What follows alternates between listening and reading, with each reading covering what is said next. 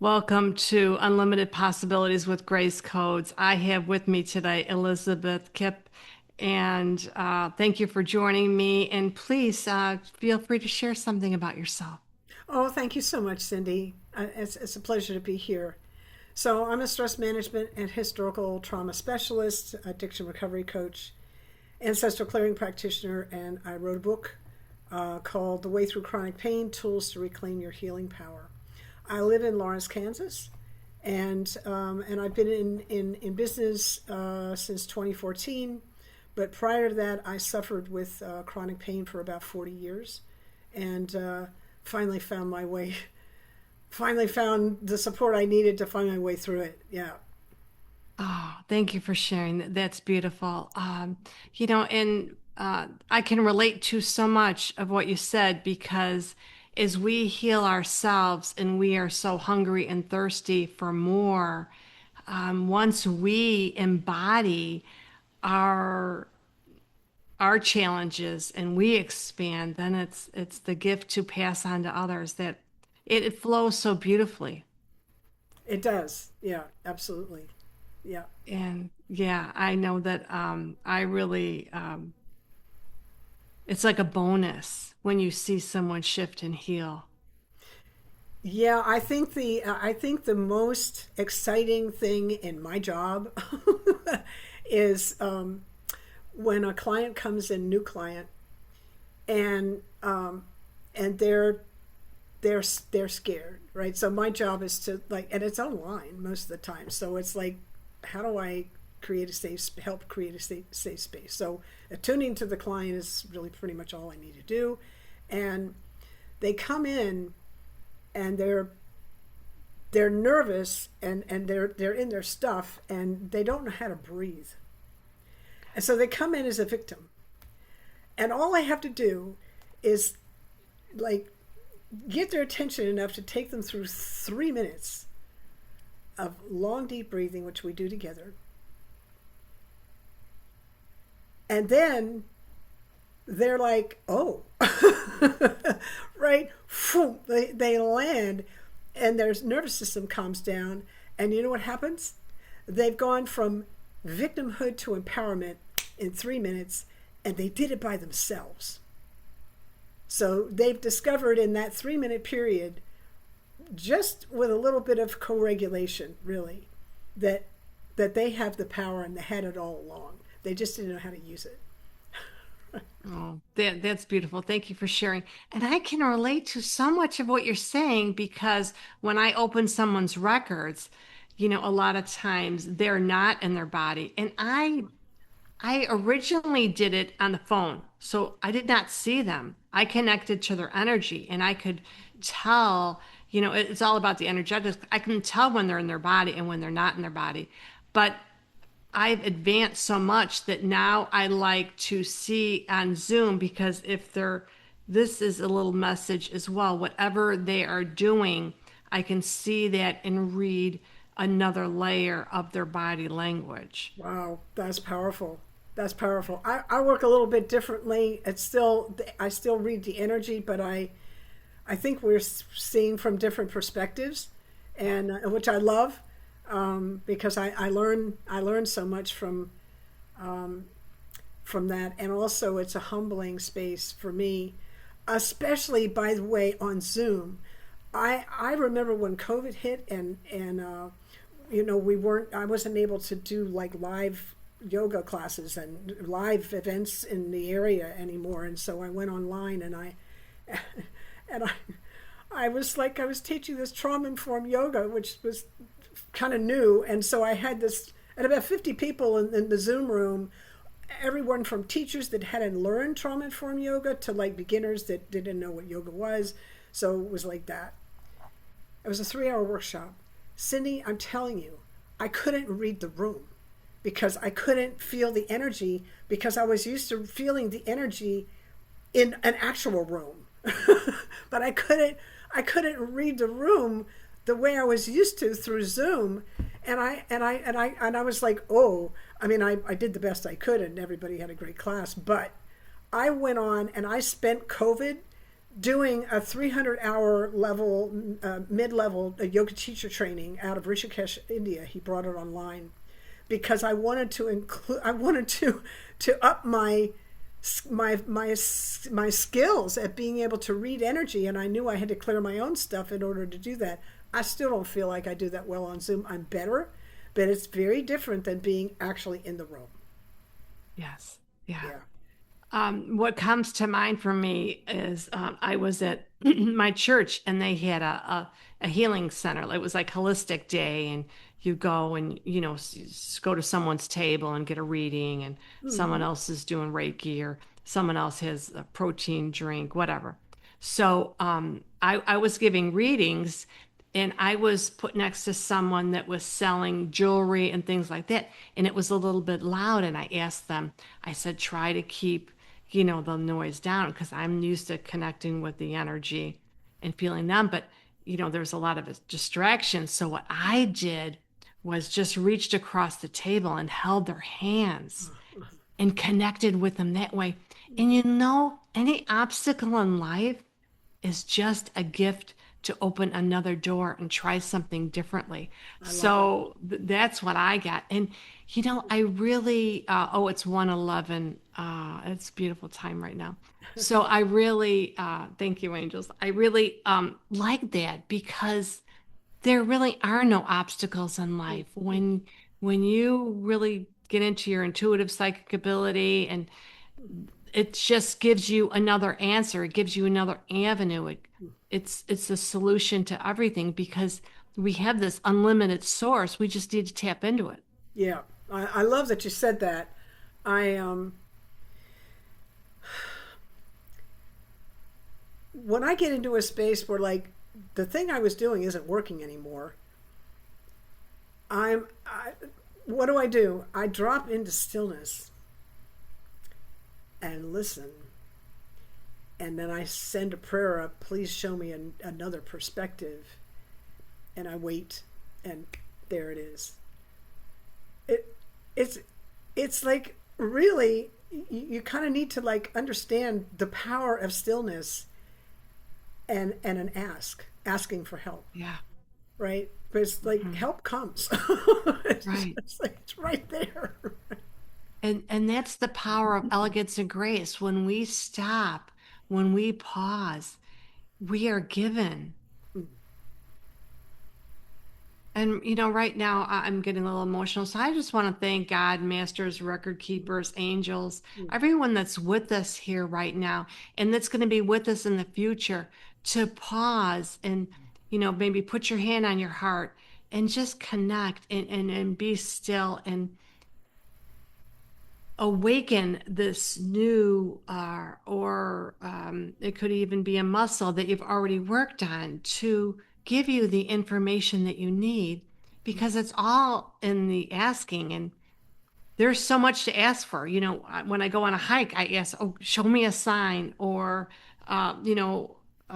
meeting somebody new, what you ask for. Going on a hike is powerful because I always see something and meet someone, and life is a fun adventure um, to wow you every chance when you ask. Yeah. Now my my little nuance in that, pardon me, is it has to come from the heart for me. If it comes from my head, well, good luck with that. But when it comes to the heart, I get an answer. I get an answer that's impactful. It may not be what I was expecting, but it was the one I needed. Oh, I love that. And that really touched my heart. And I could tell that you're a gentle soul, and I am as well. And that's why we connected, because there's a softness when you are in your heart space and everything is aligned. And that's what this is all about. This is about connections, helping someone else, alignment. And yeah, I think that that's what COVID taught us, to connect. Well, really, and to remember, I thought it was interesting. I thought it was interesting where COVID hit. It hit in the lung. And, you know, I'm a yogi. So Me like too. breath is the thing. And I got to thinking about, wasn't that interesting that it's actually hit us in the lung? And then I also have a plant science degree, so I'm thinking about the trees and all the damage that all the trees that have like been devastated over the years, and that the actual lungs of the planet have been have been devastated as well, like with the rainforest and everything, all that being burned and stuff. And I thought, well, this is, you know, this is like actually a rebalancing happening here, right? And I got to thinking about our connection to source and our tendency to forget that we're connected, and the power of the breath. So many people that are listening to this will have heard this, but they wouldn't have heard the second part, maybe. In the beginning was the Word, and where does the Word live? It lives on the breath, right? So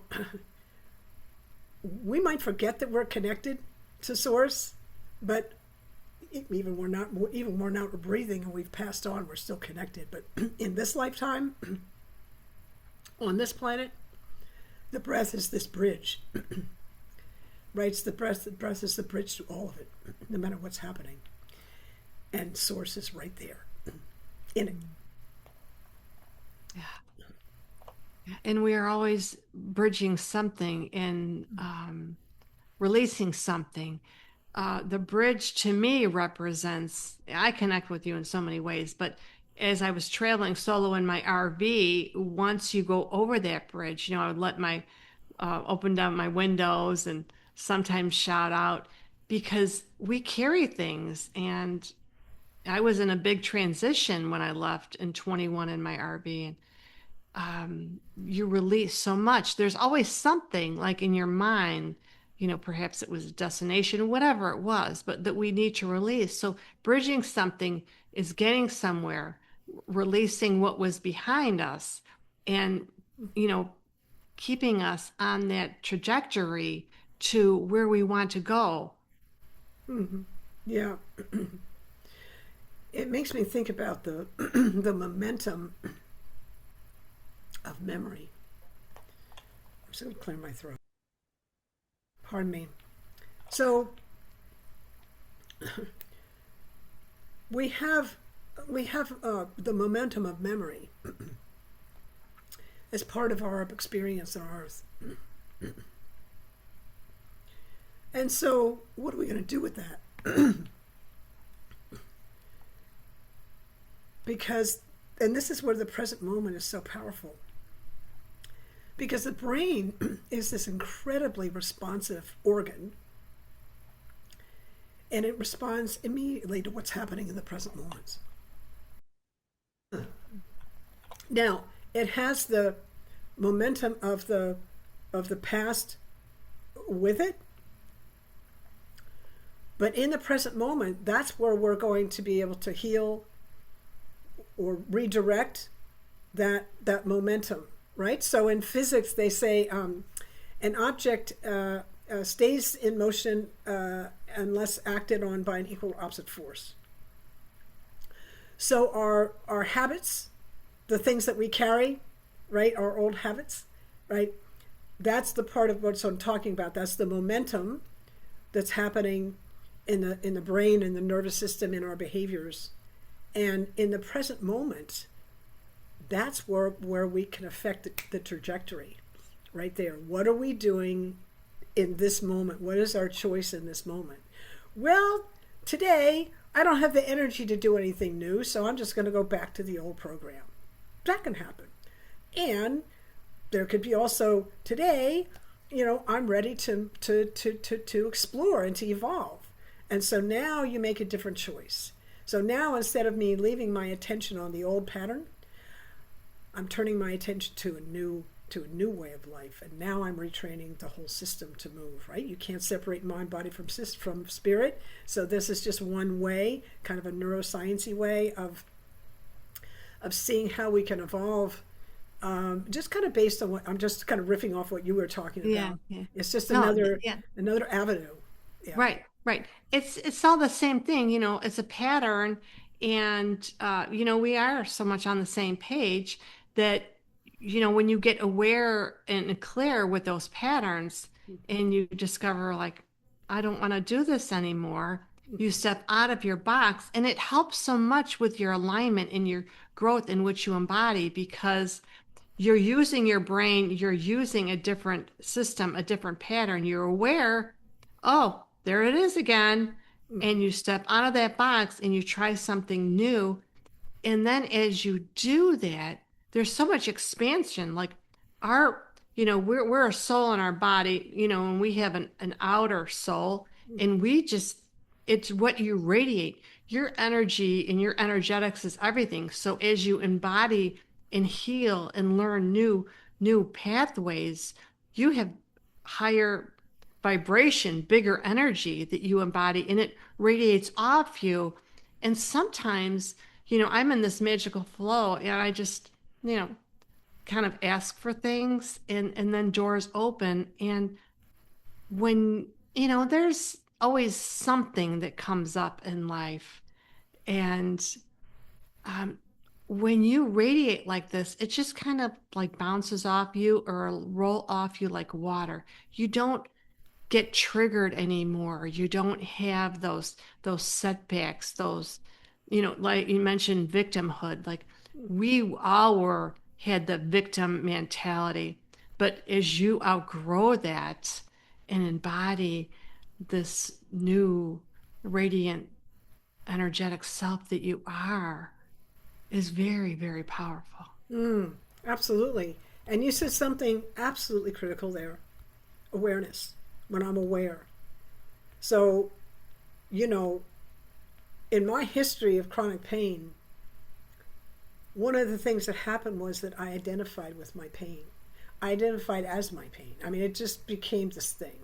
The tricky thing about chronic pain is it tries to steal your attention away from everything but it.